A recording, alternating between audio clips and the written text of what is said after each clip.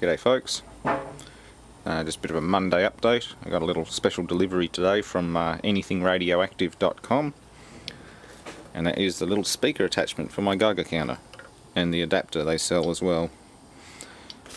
I'm just working out the best place to mount it. It's got little magnetic strips, but I might change that to Velcro so it doesn't fall off too easy. Yeah, it's a neat little unit, it works well. It saves wearing headphones anyway. I don't have any good sources to check apart from the thing on the side of it, but that still works.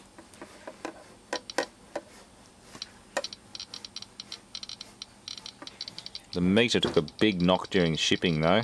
I found that the centre spindle for the needle was floating around, so I fixed that, but it's still a little bit goofy.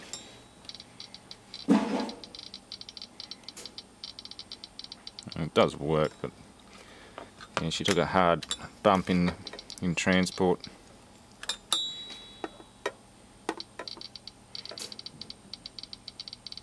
It's working a lot better now. There's a little, like a service hole in the back of it for the other side of that brass screw. I just wound him out and just sort of jiggled it around in my hand until the very tip of that needle fell in line with it and tightened it up.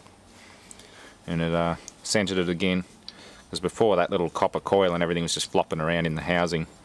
It's obviously been put down too hard and it's just gone bang and jumped out of its little centering pin. So that's working now. I don't have to try and find a new one. I believe anythingradioactive.com has spare meters and various other spare parts for them. They've got the Geiger Muller tubes and other things.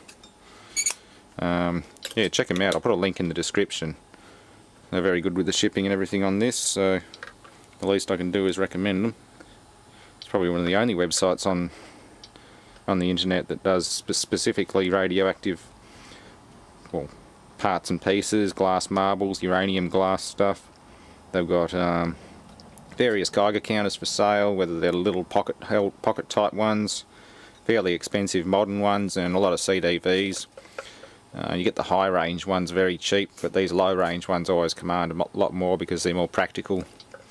If one of those high range CDVs is picking up radiation, it means you're already dead, unless you've got a suit on. So you're better off with the 700 series, CDV 700, or similar low level radiation meter. That way they're at least a little bit practical, unless you're walking around in a bio or radiation suit. So that's all good, that's working. Not an awful lot else happening. I've got a bin full of pull pump motors and things to strip down. Can't cash them in as they are because there's too much crap on them. I've got to take the capacitor boxes off them now, and any pump housings. Anything other than a bare motor that looks like an electric motor, like that. Even if I were to sell that as scrap, I'd have to take that iron housing off it, and if it had a pulley on it, I'd have to pull it off or cut the shaft off. So it's a bit of a shame. Motor gearbox assemblies, definitely not. You're getting real fussy. Yeah, so I've got all these to strip down. They're just freebie from work. They're going to go in the rubbish bin. There were a lot more floating around. I don't know where the other half of the lot disappeared to. I wonder if they decided to pick them for parts again. We do reco pumps every now and then, so it's worth keeping some of the bits, but most of these are toasted. Bearings usually seize up and the motor burns up the start windings. And that's nearly done too.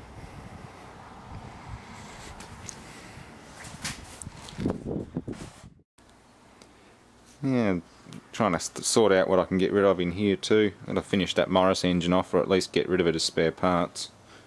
That's taking up way too much space at the moment. I've got to make room for a Yanmar diesel, I hope. I've already unbolted it from the old boat hull, but I was going to make sure the other guy at the scrapyard didn't want it first because he said something about that, but hey, I'm doing the hard work. We'll find out. It's a big single cylinder horizontal like the China diesel that I've got. The China diesel is basically a Yanmar copy, but the Yanmar has the marine reduction drive or whatever it is on it, and various other stuff. 2 alternators, a water circulation pump. It's got quite a lot of stuff on it. It was in perfect working order when they got rid of it too. It's just got a smashed rocker cover. The inlet manifold's been knocked off. Fuel tank's crushed. There's a bit of damage done to it because I think they picked the boat up with a big machine, an excavator or something, and it's just come down on the engine and squashed a few things. But the injection pump and everything's fine. The injector's good. Nothing there's been damaged. It's just smashed the knocked the rocker gear around a bit, so I'm going to check that out and try and find some replacements. Main thing's the cast alley rocker cover with the decompression lever on it. Got to make or fix that before I can try and start it, because A, it keeps the oil in, and B, the decomp lever's the only way I can stop it if it goes runaway. So look forward to that one, and thanks for watching.